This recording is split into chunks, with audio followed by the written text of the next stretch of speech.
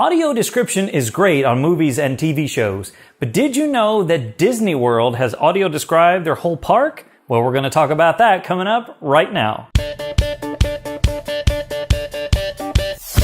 What's up, VIPs? Derek here, back with another video where it's all about helping you discover life after sight loss. On this channel, we do product reviews, life advice, encouragement, how-tos, and so much more. So if that sounds good to you, consider smashing that subscribe button so you don't miss another single video. Recently, my wife and I took a trip down to Florida to good old Disney World. Now, we are Disney people, I will freely admit, and we really enjoyed ourselves at Disney World. We had an amazing time, we got to see lots of wonderful things, and I actually got to use their audio description device. Now, if you didn't know they had one, join the club. I didn't either. I actually heard about it from my friend Tim Schwartz, who has a podcast called Life After Blindness, which I'll link down in the description below. And he told me a little bit about it, and so I thought, wow, I've got to check this out. So when we went, I got to go to guest relations and check one of these out. Now let me just tell you a little bit about it. And as I talk, I've got some pictures and images to show you as well. Basically, it's a device that is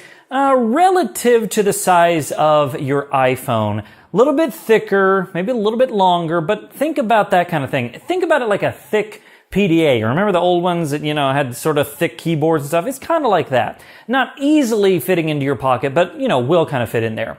And what you do is you go to guest relations and you check it out. There's a $25 deposit, which you do get back at the end of the day. It's got a screen on the device, but as a visually impaired person, you don't even have to worry about that. It's got tactile buttons, and they have different shapes like triangles and rectangles and such. That's what you use to control the device. And so basically, the device knows where you're at spatially. There's beacons and there's sensors all around the park, and it will let you know where you're at any given time. So when you cross one of those beacons, it will make a noise and tell you where you're at. Then you'll have a contextual menu to let you know more about restrooms and the attractions in that area, maybe dining and so on and so forth. So the interesting part of it is that it really gives you some spatial awareness to where you are in Disney World, because let's face it, Disney World, the Magic Kingdom, and Epcot, and all those different parks are huge, and so it's easy to kind of get, a little bit dizzy when you're walking around the different parks. Alright, so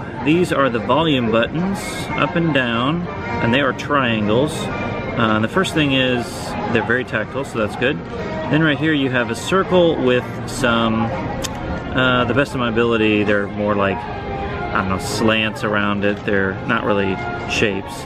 And those are just for menu, and I'll go into that in just a second. Then you have a square, and that tells you where you are, or the last place it says that you are, which is not completely always accurate. I'll talk about that in a second. And then this is a diamond, and then that tells you an overview of the system. Then over here you have an antenna, which picks up stuff. And then you have your headphone, 3.5mm headphone jack, which is where you obviously plug in your headphones.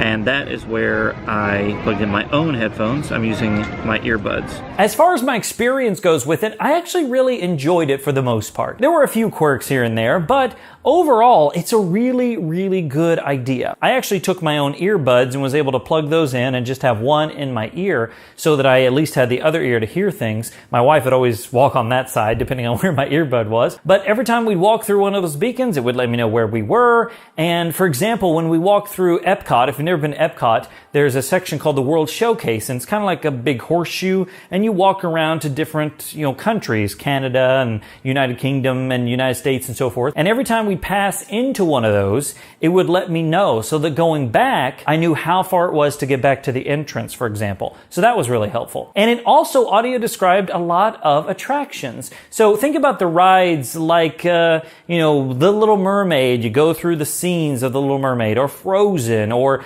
some of the shows, and it would describe a lot of those different attractions. Now, obviously, it didn't describe things like Space Mountain or the Rock and Roller Coaster or anything like that, but things that were very visually intensive, it described, and it got it right, I would say 85-90% of the time. There were a couple of things that were kind of quirky about it, however. For example, if you were in a building that jutted up against another land or another area, sometimes it would think you were in that other area, even though you were in a building in a different area. So spatial awareness was kind of difficult at times. And it didn't always get the attraction right away. You had to hold it up and make sure that you were going to get it when you were on the ride, and sometimes it just didn't pick it up right away. For example, when I was on Haunted Mansion, it got it about halfway through the first time we rode it. However, the second time, it got it right off the bat. So I guess it just depends on the day. And the final thing is the battery life was speculative at best.